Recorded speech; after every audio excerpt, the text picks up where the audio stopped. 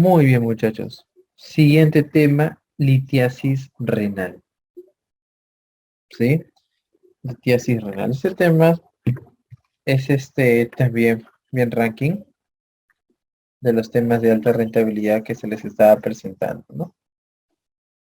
La urolitiasis. La urolitiasis es un problema también muy frecuente en la práctica clínica. Definitivamente lo van a ver. Y que es un cuadro que se presenta como un síndrome doloroso abdominal, que muchas veces no lo valoramos tanto, pero sí superpone un principal motivo de consulta de causa urológica en el servicio de urgencias. Normalmente se sitúa en un 5% con un debut sintomático entre los 20 a 40 años y tiene un índice alto de recurrencia de episodios clínicos cuando tienes el antecedente. Es más frecuente en los varones que en las mujeres, de manera global, si hablamos de los cálculos más frecuentes que son de los de oxalatos de calcio, pero los cálculos de estruvita son mucho más frecuentes en las mujeres y los de cistina no tienen diferencia en relación al sexo. ¿Sí?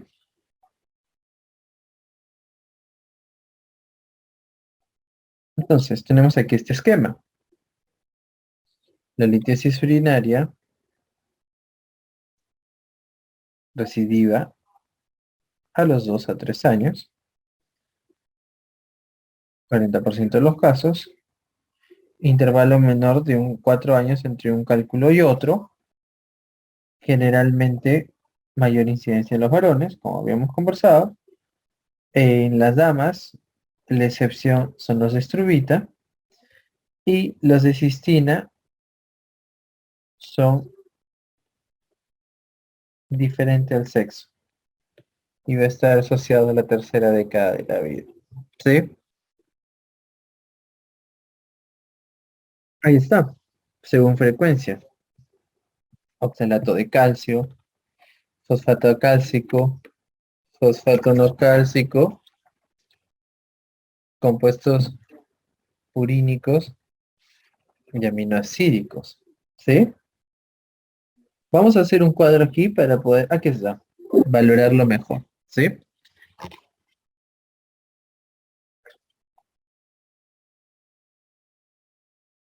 Ya.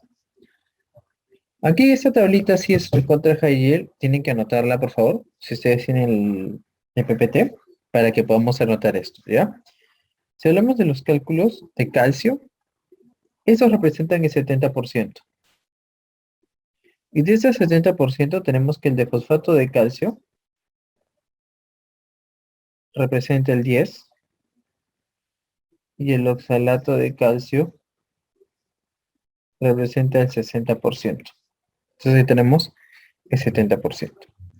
El de estrubita es del 5 al 10%. El ácido úrico representa del 10 al 15 y de los de cistina menor del 1%. Ahora, ¿en qué sexo es mucho más frecuente? El de calcio en los varones, el de estrubita en las damas, el de ácido úrico en los varones, y en los de cistina no hay. Estos son, lo que siempre en el cuadrado, son los que más han venido, ¿sí? El de estrubita, el de cistina. El pH en orina es referencia a qué pH va a precipitar para formar los cálculos, ¿ya? Los de cistina en un medio ácido, y los de ácido úrico obviamente en un medio ácido, los de estrubita en un medio alcalino, y aquí el calcio, dependiendo. El oxalato de calcio, hay una mnemotecnia, ¿ya? Que dice que al oxal el pH le da igual. Recuerden eso. El oxal, el pH le da igual. Entonces, ¿qué va a significar? Que se forma en cualquier pH. Y el fosfato de calcio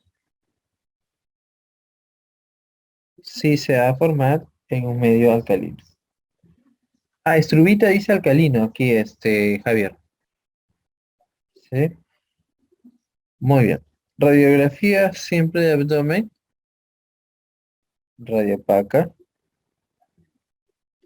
La distrobita radiopaca. El de cistina, radiolúcida. El de ácido úrico, no se ve nada, radio transparente. ¿Ya? Muy bien, entonces, este cuadrito sí quiero que se lo aprendan porque sí va a ser bastante importante para su evaluación. ¿Ya? Sí va a ser muy importante desde el punto de vista de incidencias. El gol estándar es el uroten sin contraste.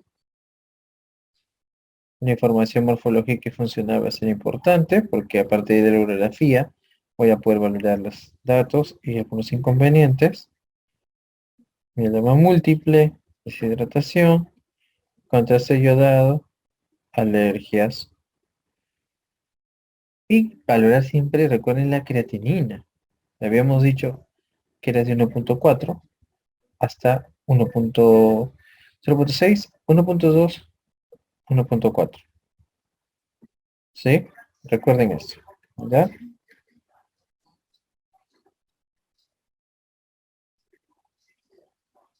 Lo bueno es de este es que va a evaluar todo tipo de cálculos, entonces nos va a ayudar. Ahora recuerden que una cosa es el gol estándar, pero otra cosa, estimados amigos, es lo primero que vas a hacer. Eso yo he visto de que sí han tenido problemas para marcar.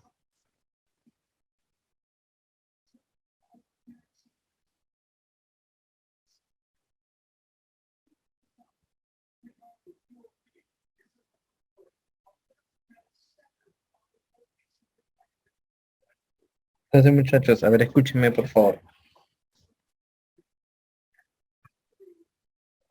Lo que quiero que recuerden aquí es lo siguiente. Cuando ustedes tengan un paciente que te pregunten cuál va a ser el examen inmediato que vas a hacer, no vas a hacer en este caso la urografía, ¿no? El uroten sin contraste, porque es mucho más costoso, punto de vista de accesibilidad, pero sí van a ustedes a ayudarles. ¿Qué cosa le pedirían primero a un paciente? ¿Qué es lo que primero que le pediría? Eco, no ultrasonido. Claro que sí, el ultrasonido. Pero si les preguntan el gol estándar, no marquen ultrasonido. Ahí sí tienen que marcar urotem sin contraste. ¿Ya?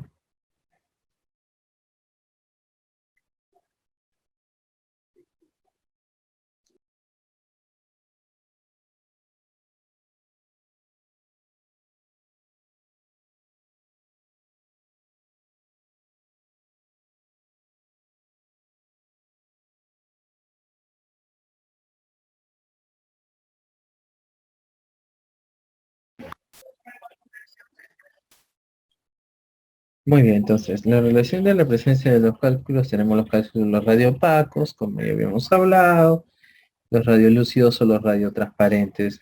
Hay una mnemotecnia que es el SIUX, ¿sí? Que son las sulfamidas, el ácido úrico, las antinas y el indanavir, porque estos van a contribuir en la formación de las litiasis radiotransparentes, ¿sí? El cólico nefrítico como tal es un cuadro que se torna muy importante por la complicación y por el cuadro aparatoso asociado al dolor, donde puede complicarse, ¿no? Nosotros por eso tenemos que valorar si estamos frente a un cuadro de una urgencia, con la anamnesis, el examen físico, la analítica, pero hay una característica muy importante aquí en el dolor que quiero que recuerden.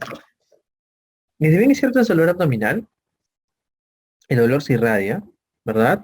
El dolor migra, pero hay una característica en el dolor. ¿Qué palabra clave en el dolor les haría pensar en un cuadro nefrítico? ¿Alguien recuerda? Es un dolor abdominal, pero que no tiene, ¿qué cosa? Una palabra clave ahí. Posición que no cede con la posición antálgica. ¿Ya? Esa es una palabra clave también para ustedes, que no cede con la posición antálgica. Normalmente, ustedes saben que algunos cuadros dolorosos abdominales ceden con posición antálgica. En este caso, ese no va a ceder. Entonces, el dolor va a seguir. El dolor va a seguir. El dolor va a progresar. ¿Ya? Entonces tienen que tener en consideración eso. Chicos, entonces hay otro problema de conexión. ¿Me escuchan, no? Entonces, cuando nosotros valoramos el cuadro clínico renal complicado, tienen que encontrar algunas palabras claves. ¿Sí? La fiebre, la duración del dolor, ¿ya? El estatus, el estatus alcohólico, el estatus alcohólico, muchachos, es importante también porque aquí vamos a tener que va a ser mayor de 24 horas muchas veces, ¿no? Y que no va a ceder con los analgésicos antiinflamatorios, a pesar muchas veces de utilizar hasta opioides. Otro criterio para hablar de complicación, porque estos son los criterios de un cólico renal complicado, ¿ah? Es que tengas un paciente que sea monorreno, que sea un cólico renal bilateral, también es otro criterio, que el paciente presente hematuria y que haya existido un fracaso, ¿sí? Renal agudo importante. En otras palabras, el paciente que tiene falla renal definitivamente va a estar también dentro de un cuadro con estas características. ¿Sí? Entonces tenemos que tenerlo mapeado. Ya no se vayan a olvidar. Si nosotros tenemos todo esto mapeado, nosotros vamos a saber cómo reconocerlo, cómo valorarlo y cómo tratarlo de manera pronta, que es lo que a ti te importa, ¿verdad? Eso es lo que tú tienes que reconocer. Otra cosa que quiero que recuerden aquí, que es algo que preguntan mucho, es respecto a la localización de los cálculos, ¿no? Y cuál va a ser el manejo en relación al mismo. Obviamente por ahí me preguntan por interno, ¿no? El punto de vista de la relación del manejo, si es un cuadro complicado, también aparte del manejo propio dado por el tratamiento del dolor, vamos a utilizar muchas veces antibióticos, ¿no? Porque voy a poder estar frente a un cuadro que por la misma éstasis que se va a generar mayor complicación. Entonces hay que valorar una cobertura a predominio de gran negativos, sobre todo, ¿no? Siempre también no olvidar que puede haber un versus un diagnóstico diferencial de una pielonefritis aguda. También ahí habría que valorar, ¿no? Si estoy frente a un cuadro instaurado por el mismo cuadro mediado de las piedritas o ya estaba el paciente con alguna coexistencia de alguna infección propia. Ahora, ¿cómo voy a valorar lo que vendría a ser el cuadro en relación a las recidivas? Tú necesitas prevenir las recidivas. La hidratación ayuda, pero no significa que solamente la hidratación va a eliminar el cálculo. Eso sí estaría mal que lo pienses así. Podría favorecer, pero no es que solamente ello va a generar. La eliminación del cálculo va a depender de la localización. Vamos a ver. Entonces, ¿qué pasa aquí? Eliminación del cálculo. La eliminación del cálculo va a depender de dónde se localice. Puede localizarse en la pelvis o los cálices. ¿Estamos bien? O puede localizarse en el uréter. Si es en la pelvis, en los cálices, si es menor de 2 centímetros, vamos a hacer la litotripsia extracorpórea. ¿Estamos bien? Todo va a depender del calibre. Y si es mayor de 2, eso también anótenlo, ¿ah? Si es mayor de 2 centímetros, van a hacer la nefrolitotomía percutánea. La nefrolitotomía percutánea, la NLPC. Entonces tengo un cálculo, el tamaño menor de 2, mayor a 2. Ahora, si es en el uréter, tengo menor de 5 milímetros, de 5 a 7 milímetros, y mayor a 7 milímetros. Si es menor de 5 milímetros, es expulsable. ¿Qué significa? Que se va a eliminar, ¿sí? Se va a eliminar con la hidratación espontáneamente. ¿Por qué? Por el mismo diámetro del uréter. Por eso es importante desde el punto de vista de las bases, que lo van a ver, el diámetro del uréter, ¿no? Porque a menor diámetro, ¿qué va a pasar? Obviamente, porque el diámetro oscila más o menos en ese tamaño, si tuviese un cálculo de mayor tamaño no va a poder pasar, entonces va a generar dolor. Entonces tengo ahí menor de 5 milímetros. Luego tengo de 5 a 7. ¿Qué pasa si tengo estos diámetros? Voy a vigilar. Voy a vigilar, tengo una actitud de expectante. Y voy a vigilar de 4 a 6 semanas aproximadamente. Si yo a pesar de eso veo de que no se expulsan, ahí sí tengo que mapearlo también, tenerlo mapeado. Si es mayor de 7 milímetros, sí, ahí sí tú tienes que quitarlo, tienes que retirarlo, ¿sí? Entonces, ahí, ¿qué es lo que vas a hacer? Va a depender si es proximal o si es distal. Esto anótenlo. Si es proximal y vas a quitarlos, tiene que ser por encima del cruce de los ilíacos, ¿sí? Por encima del cruce de los ilíacos. Ahí vas a hacer lo que vendría a ser la hidratación corpórea. Y si es distal, lo que va a hacer es por debajo del cruce de los ilíacos. Ahí vas a hacer una uteroscopía. Entonces, esta parte, muchachos, sí es importante porque ya sabemos en frecuencia cuáles son los cálculos, pero ahora también tenemos que saber cómo vas a abordar. Vuelvo a repetir, pelvis o cálices menor de 2 centímetros, la litotisis corpórea de 1 a 2, la nefrolitotomía percutánea. En el uréter menor de 5 expulsable, de 5 a 7 vigilo, mayor de 7 lo quito. Y cuando lo vas a retirar puede ser proximal o distal. Por encima proximal, por encima del cruce de los ilíacos, la litotisis corpórea, y por debajo de la uteroscopía. Es decir, por debajo va a ser distal.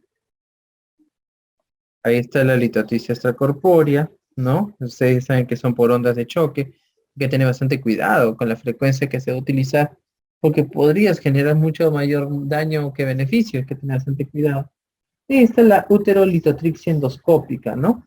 Que es el otro tratamiento que podríamos utilizar para los cálculos más pequeños. Ahí está la nefrolitotomía percutánea, para cuando los cálculos están ubicados a nivel del pelvis o la cálice, sobre todo cuando ya saben que son mayores de 2 centímetros, ¿no?